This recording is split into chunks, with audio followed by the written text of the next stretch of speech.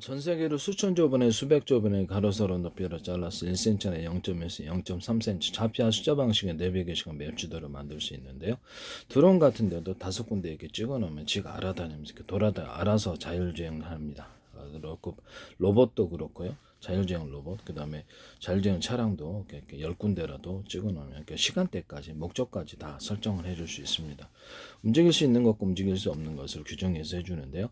이 모든 카메라 구조, CCTV와 모든 카메라 구조는 이렇게 사람을 추적하고 일련 번호와 또 이렇게 차량 추적하고 군사적으로도 지휘관만을 또는 군복 입은 사람들만을 살상한다든지 특정 차량만을 살상하거나 전국에 눈, 코, 입 해가지고 사람을 찾아내고 동일한 시스템이 수백만 대 있다면 정확하게 찾아낼 수 있습니다. 중국에서 하시던데요. 이거 제 기술이라는 것을 말씀을 드립니다. 이거를 이제 그 기반으로 해가지고 집에 있는 진공 청소기 로봇도 하시고 MBC 뉴스 투데이에서 제가 그 진국 어떤 건물을 가로세로 높이를 잘라서 드론에다가 이렇게 물줄기 호수를 달아가지고 소방도 하고 청소도 할 수 있다는 걸 하셨어요. 이 부분을 제가 말씀을 드립니다. 원천 기술은 적어요. 그다음에 모든 어떤 산업상의 어떤 제품도 카메라에서도 이 기술을 가로세로 높이로 가로세로 좌표와 숫자 방식으로 모든 것을 인식을 하게 되고요. 그 물류센터, 편의점 마트에서도 물건을 인식을 하고 몇 개 집어들은지 보고 엉뚱한 데로 가면 여기서 병보 올리고 계산 들어가면 자동 계산까지 해줍니다. 물류 RFID 방식이 필요 없이 마트에 또는 식당에 몇 명 출입했는지도 이렇게 파악할 수 있고요. 일련 번호를 다니까요. 쉽죠. 그 YTN 사이언스에서 그 상수도 하수관, 상수도 고치는 업체에서 이것을 그 안에서 응용 방식으로 하시던데 제가 모든 제품에 이것이 가능하다. 땅속, 바닷속 이런 데도 가능. 반도체 정보 이동 명령에도 이것을 쓰고요. 망원경 카메라 구조에서도 현미경에서도 의료 영상 장비에서 이 방식을 쓰고 레이저 가공기, 레이저 시각 장치도 이렇게 가로세로 높이로 좌표와 숫자 방식으로 해서 열 나오는 사이즈를 대중소로 만들고 전기도 이제 열이 이제 어느 정도 나올지 전기를 10단계로도 조절할 수 있어요. 그래서 좌표와 숫자 방식으로 정확히 시각한다 그랬습니다. 레이저 공격기도 이렇게 하고요. 모든 방산업체는 앞으로 이 방식으로 해서 합니다. 이게 레이저 공격기에서도 제가 이렇게 다연장포처럼 만들어 갖고 레이저를 앞으로 드론 전쟁이 많을 텐데 고출력이 뭐가 필요했냐라는 거죠. 드론만 떨어뜨릴 정도만 되지. 그래서 거기다가 대짜리, 중짜리, 소짜리 이렇게 강한 거 출력이 날. 그래서 이렇게 다연장포처럼 움직이면서 이렇게 전파 줄기를 전파라기보다 이렇게 레이저 줄기를 많이 쏠 수 있는 방식으로 이렇게 쏘자. 드론이 많으니까. 또는 그것을 각도를 벌려 갖고 각각 쏠 수 있게 하거나 각도를 좁혀 갖고 할 수 있거나. 20개짜리, 40개짜리 있을 수 있지 않습니까? 출력만. 그래서 저출력으로도 드론 같은 거는 다 제거할 수 있기 때문에 굉장히 드론 기관총, 이건 일종의 레이저 기관총이나 마찬가지예요. 이렇게 다연반 장본처럼 소형화된 게 있고 좀 그걸 얘기를 했는데 이것도 가로세로 높이를 좌표와 숫자 방식으로 인식을 해서 합니다.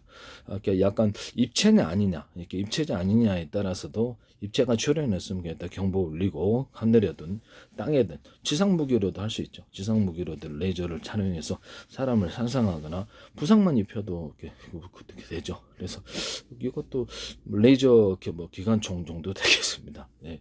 소형화 시킨다면 이거 하시면 되겠습니다.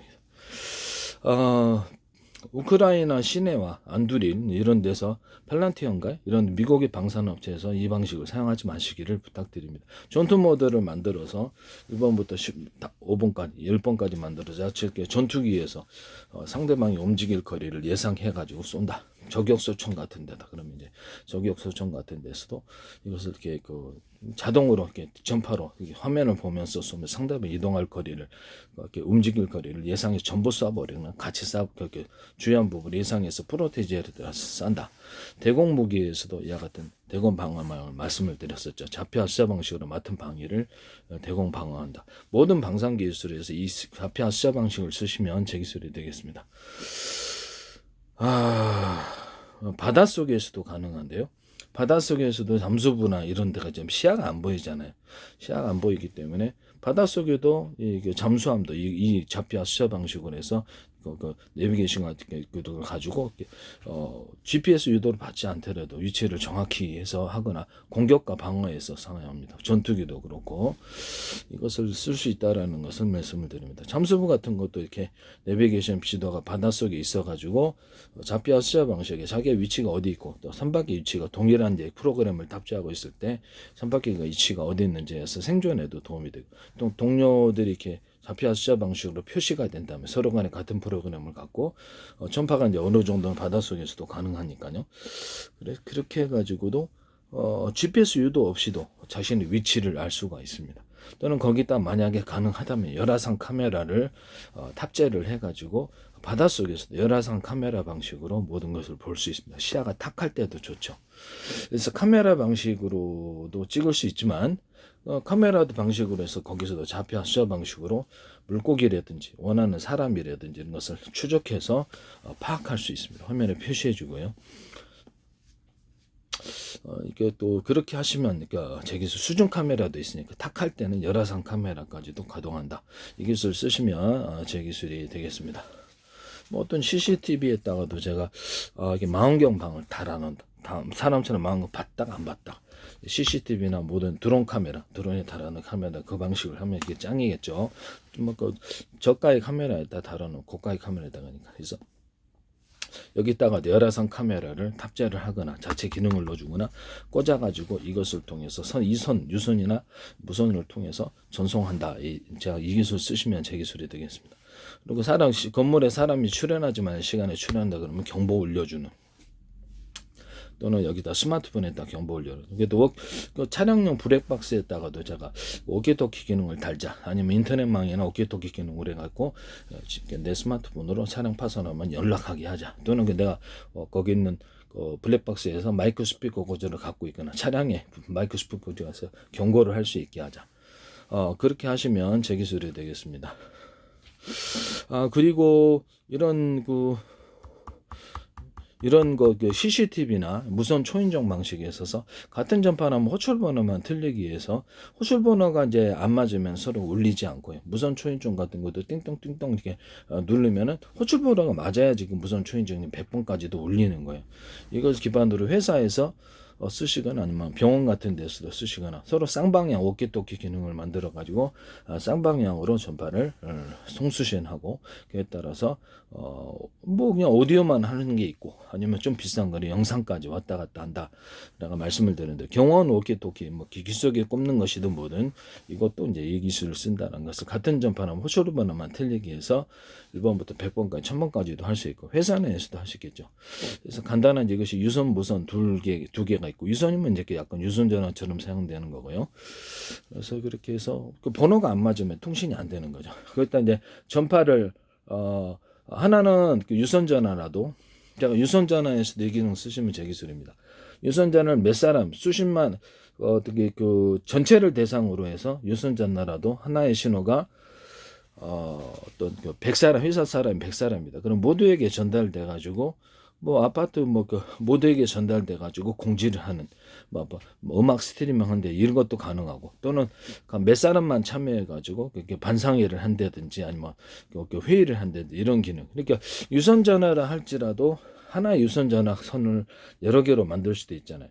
그래서 이런 것을 유선 전화를 할지라도 1번, 2번, 3번, 5번, 6번 이렇게 모드를 틀리게 해가지고 같은 신호라도 모드를 틀리게 해가지고 그것을 사용하시면 되겠습니다. 또는 유선 전화를 동축 케이블을 전기선은 두껍게 신호선은 얇게라도 해가지고 현재보다 규격화되어 있는 것을 여러 선으로 만들어 주셔서 뭐 그것은 이제 데스크탑에 인터넷으로 사용하시되 TV에다가 여러 선으로 뭐 방송 인터넷 채팅 이렇게 하시든지 그래서 똑같은 신호라도 모드를 틀리게 만들어 줘 가지고 같은 유선 전화를 할지라도 그렇게 그 모드를 틀리게 해서 통신할 수 있다. 무선 전화를 할지라도 이렇게 뭐 어떤 다른 파형의 전파를 하나는 전체적인 방송 두 번째 전파는 몇 사람 모여서 하는 것. 세 번째 전파는 각각 통신하는 것. 번호가 틀리면 다른 거 안 통화가 안 되도록 그렇게 할 수도 있습니다.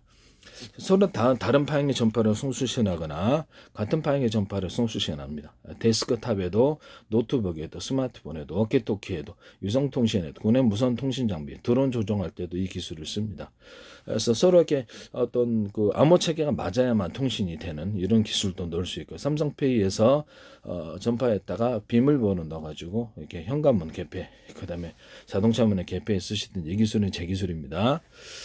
또 그 암호 체계를 그 어떤 전용 단말 기저들을 갖고 좀 복잡하게 해서 인터넷망을 통해서 오더라도 또는 거기다가 이렇게 전용단 프로그램 깔아진다는 자동으로 암호가 풀어진다는 거죠. 그럼 다른 데는 프로그램이 없으니까 못 보는 거죠. 복잡해서.